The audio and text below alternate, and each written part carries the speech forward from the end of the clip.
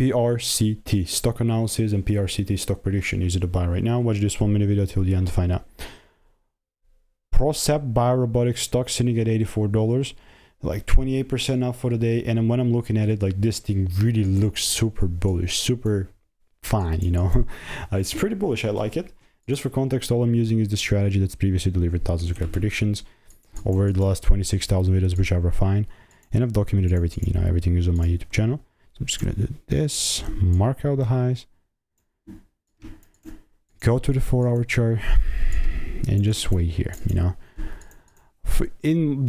in my ideal world, I mean, it's obviously far from ideal, like this perfect timing here. Sometimes the price never gives you the ideal timing and whatever. But if I see like a double break, and only then I'll take it high, you know. This is the way that I take buys. I wouldn't just randomly just buy at the top, you know, that's dumb. This is from a day swing trade perspective. So if you want to learn the strategy for free, check the first link in the description, and I'll see you in the next one.